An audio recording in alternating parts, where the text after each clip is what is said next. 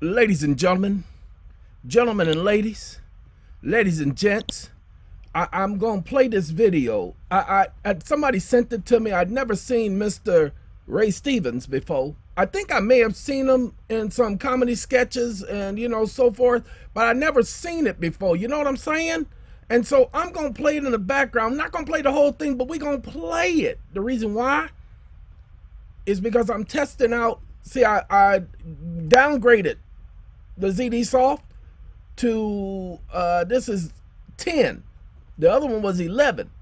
So all upgrades aren't always the best upgrades. See, I can see my voice moving right there, and I can adjust the volume of the background.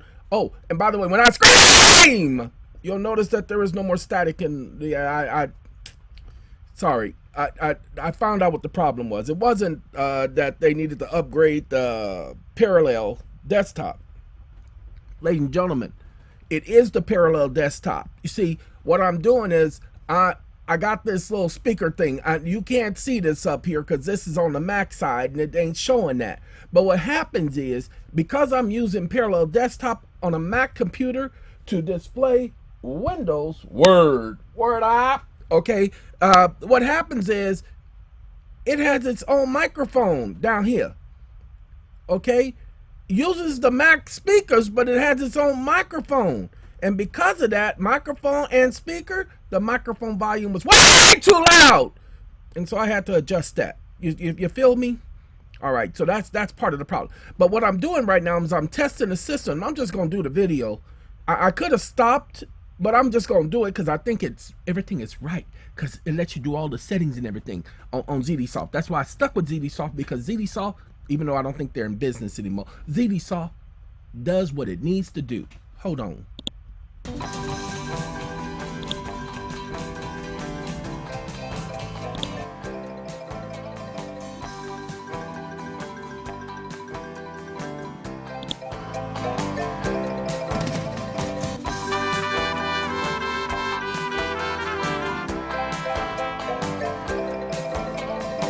I got a letter from the IRS inviting me to be their guest at an audit they were conducting just for me.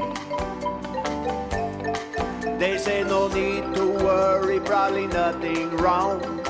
Just bring your wife and children along. We just need to clear up a small technicality.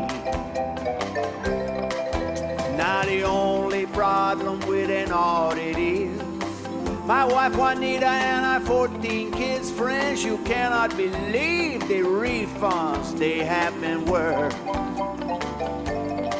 But it was years ago when I got this idea and bought Juanita through the mail from Korea. She's an inflatable doll, but she came with a certificate of birth. I was a single guy without a deduction, so I claimed Juanita, and what a reduction I received with her as my spouse on the taxes I pay. That worked so well that every year after that I reported a birth when I paid my tax. Each kid certified by Cabbage Patch USA. Juanita, my inflatable señorita, the IRS wants to take you and the children away. Drew and Jim and Tammy, Lonnie and Bert, Farrah, Charo, Michael and Kirk, Jan and Dean, Erlene, Louise, Barbara, and Little Ray.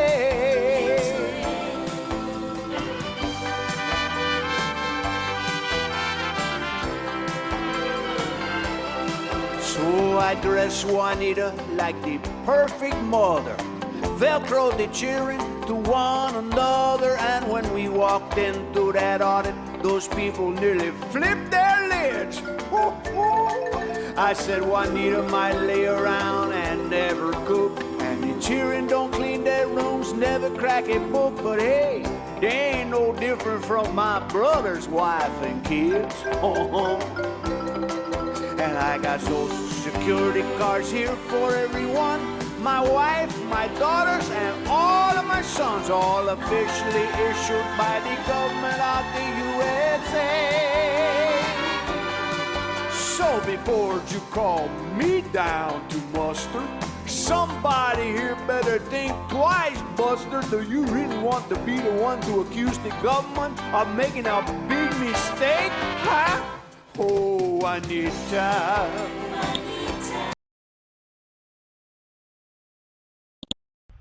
Ladies and gentlemen, I do need to explain something here. Everything that this gentleman said was 100% accurate and true. First of all, a taxpayer doesn't have to be a physical person. It's an entity. It's always been an entity. Tax events are tax events, okay? As long as that entity is engaged in commerce, and because all of those entities came through commerce, they're all taxpayers. Remember, Congress says that if you purchase a gun, it comes through commerce, that they gain control over your gun, even though you purchased it, and they can control how you use it, when you use it, why you use it. Now, again, I don't have guns. I don't want a gun, never had a gun, I held a gun once, only once, but only held it. Didn't point it at anybody, just held it. Oh, that's a Glock 9? Oh, really? Okay, here, you can take that junk back. I don't like guns. Okay? Because I've seen the damage guns can do. Guns kill people. No, wait, hold on, no. A gun needs a person in order to operate. Hold on now. They just now talking about in San Francisco, they're going to have these robots, these little robots, that they're going to send if somebody is in a house barricaded. They're going to send the robot into the house and blow itself up. No joke, ladies and gentlemen. Now, are you going to say the police killed that person? Or are you going to say the robot killed that person? So stop with all of this technicality. Well, it isn't the gun that kills people. It's the people that kill people. Ladies and gentlemen, a person can be killed by a falling rock. Are you going to say it was the person's fault that the rock fell? So stop it. Just stop it. All that stupid mother. Like I said, I'm not an advocate of guns. I can care less. However, I'm an advocate of the law. Wait. So long as it doesn't violate Jehovah's law. I support the law 24/7. I support people following the law. You don't need to get technical, but see, that's what this video was all about, him getting technical. And it may have been a comedy skit, but y'all need to understand, it wasn't just comedy. That's why he says this right here. Hold on. Pay attention to what he says. So before you call me down to muster, somebody here better think twice, Buster. Do you really want to be the one to accuse the government of making a big mistake? See, this is the problem the government runs into with people like myself who study their junk.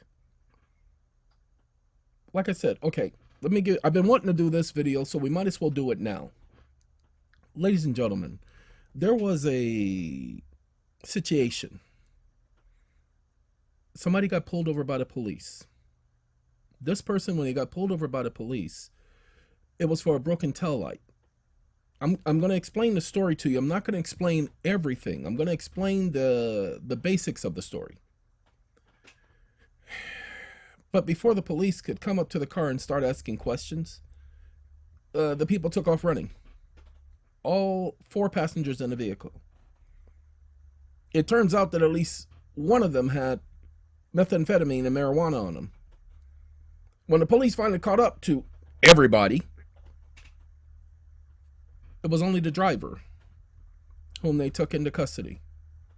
They didn't impound the car, although they found drugs in the car. They didn't impound the car. They didn't arrest anyone else. Everybody else got to go. 2 people were on probation. They got to go home too. So as he's explaining this to me, I immediately say to him, this is a real conversation, they targeted you. Then right after I said that, he says, well, yeah, because I noticed them circling the block 3 times before this happened. I said, yeah, you didn't even have to tell me that. I could tell just by the way you explained it that they were targeting you. This is what happens. He called me up for a consult. So he and I will be having a consult. We were supposed to have a second conversation. We spoke for an hour the first day. That's not part of the consult. The conversation we were supposed to have yesterday on Friday, he was supposed to call me earlier. He called me later. He shouldn't have called me later. Told him to call me early. Didn't call me early. Yes, I know it was Friday, but I told him, oh no, Saturday. Yesterday was Saturday. A lot of people are busy on Saturdays. A lot of people don't have free time, but my free time is usually on Saturdays, especially if I tell somebody there's time to give me a call around. That's my free time because that's when I make time for them. But we'll have another conversation probably tomorrow. That situation, as I told him, said you didn't have to tell me. I knew that they were targeting you. So now, he told me about the questions the officers asked him. I said, why are you answering their questions? Ladies and gentlemen, let me do this. We're here on the computer. Yeah, we're going to leave Ray Stevens. We're going to leave him alone.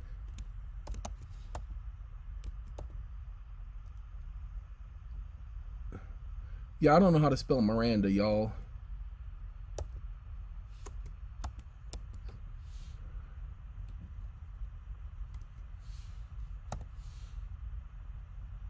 I'm gonna do it that way, and let's see if it correct me. Hold on. I know I spelled it wrong. I know it could be Miranda. See, that's what I was saying. I know it could be Miranda, but I don't. It's not a word that spells her name, y'all. I don't know who Miranda is.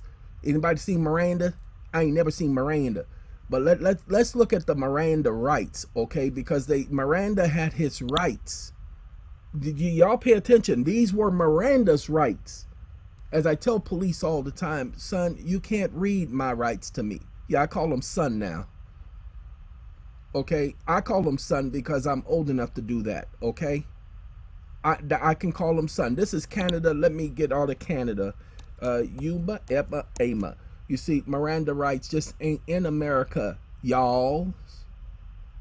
Miranda rights are in the UK. They're in Canada. They're all over the world because it's universal. Ladies and gentlemen, it's called a Miranda warning. Why did they give you a warning? Why? We're going to go here to Legal Zoom. This is the standard. Not all police agencies say the same thing. Legal Zoom. Okay. Anyway, I'm not an advocate of Legal Zoom. I think they're too expensive for poppers. Where's the? Oh, this is it. I was looking for it. All right. The first thing they tell you. Ernesto Miranda. Oh, Ernesto! Hey! For stealing $8 from an Arizona bank worker. Yeah, he was arrested for stealing $8. $8. And look at what happened to that one case. Okay? You have the right to remain silent.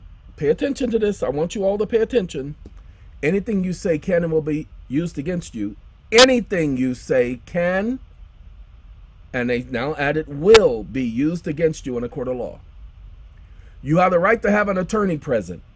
Pay attention. If you cannot afford an attorney, one will be appointed to you. We can stop right there because that's the point right there. Ladies and gentlemen, the moment they notify you that you have the right to have an attorney, and you notify them that, yes, I have an attorney, and I'd like to speak to my attorney, they have to stop. They can't use any information from that point on. Do you understand why? Because they're doing an investigation. They can't speak with you without your attorney. They can't record your calls. I know. You need to understand. I'm not playing games here. I'm telling you the law. Once you tell them You have the right to have an attorney present. Now look, this gives a suspect the right to have legal counsel present at the time of the interrogation, not just the interrogation, because any conversations with the police is an interrogation. Anything you say, attorney-client, the suspect must clearly be informed that he or she has the right to consult with an attorney or have an attorney present before answering any questions of the police. If the police try to question the suspect after the arrest, they must stop the interrogation if the suspect requests an attorney. Ladies and gentlemen, they must stop they say interrogation. I want you to understand something about Miranda. Miranda isn't about an interrogation. The case was probably about the police. It says Miranda made to the police, say the statements he made to the police could not be used as evidence against him because he had not been advised of his constitutional rights. He doesn't have constitutional rights. It's inalienable or inalienable rights. Since this decision, the police are required to recite Miranda warnings to suspects before questioning is conducted. Ladies and gentlemen, it's not just about questioning. He made statements. It ain't about questioning. It's about any statement he made because, again, anything you say can be used against you in a court of law. That includes making phone calls to and from family members. I understand the reason for recording phone calls and monitoring them in case there are threats or people, planning to harm a witness or something like that. I really understand that. I think that is wrong in its every sense. An idiot who gets caught, then wants to get on the phone and plan to hurt somebody to keep himself from being in trouble. Yeah, that makes a lot of sense. So that part I will never understand. However, ladies and gentlemen, I have a right to counsel, and I want my counsel present. Well, okay, what's the name of your attorney? The law. You're joking. You can't have a lawyer and not attorney. Excuse me. Of course I can. You're claiming I violated the law. I have a right to consult the law. Wait. Y'all didn't get this? Oh, God.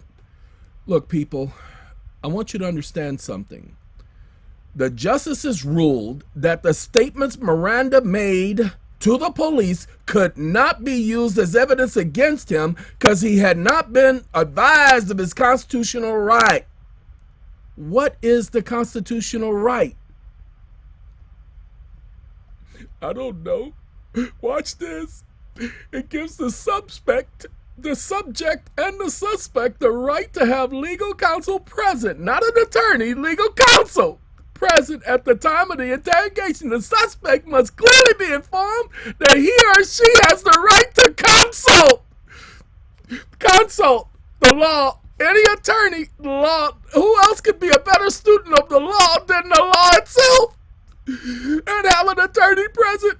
So I choose as my counsel the law. Let's consult the law.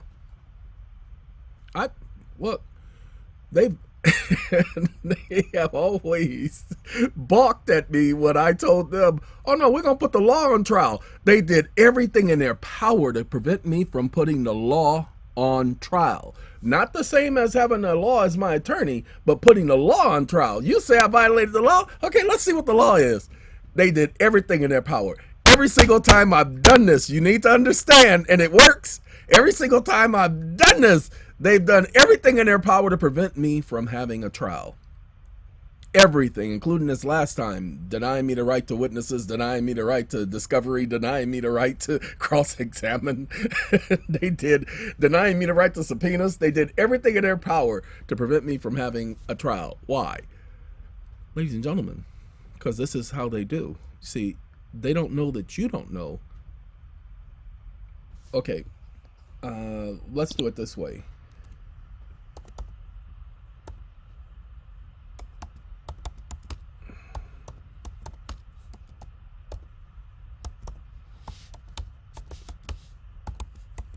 Judges must consult the law is what I put in there. Now I'm going to take this right here. Okay. I just need judicial department. Nobody cares about your departments. I just need, we're going to put it in. Yeah, see that I got to go to Google, because now don't get me wrong. Cuckoo is a very good browser. Like it a lot, but it's Vietnamese. So their search engine is not going to be the same. Judicial independence guarantees that a judge will be able to make decisions free of influence and based on, what does that have to do with him consulting the law? See, that's the problem with Google. Google is listening to the call right now while I'm online. So Google is going to give me what it wants to give me. And so I say to Google, kiss my grits. And Google says, why, sure.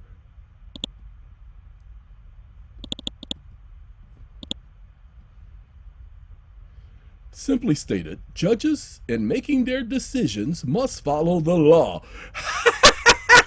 A judge must deal with the law as they find them. That's right, must consult the law. However, we presume that judges know the law and will apply it appropriately. It is common for judges to study and consult with staff attorneys on questions of law. No, sorry, a judge is supposed to know the law, not supposed to be consulting with staff attorneys. Their decisions must be independent. And somebody should have been challenging this North Texas, okay, stupidity.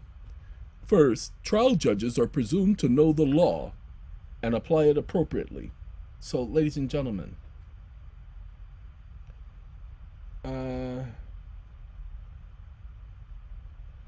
sorry, I got somebody telling me that there's an emergency and they're telling me they need to talk to me now. Judges are expected to and do segregate their personal views, blah, blah, blah. Don't care about that. All right. So, ladies and gentlemen, judges are required to know the law. And because judges are required to know the law, and it really is that simple, judges are required to know the law. They consult the law all the time. You are required to follow the law. So, consult the law. Bring the law in as your counsel. Let the law dictate your course of action. Consult the law. See, judges must follow the law as dictated by the statute. No, not as dictated by the statute, because statutes are not law. That's an oxymoron. Oh, look at that, Henry Jones. That's an oxymoron. Man, I met oxy and I met moron. They both came together one day. Had a party. In doing so, it overturns case law that had allowed judges to consult and draw inferences from a variety of materials. No, judges must consult the law. Do you understand? That's what I need to tell y'all.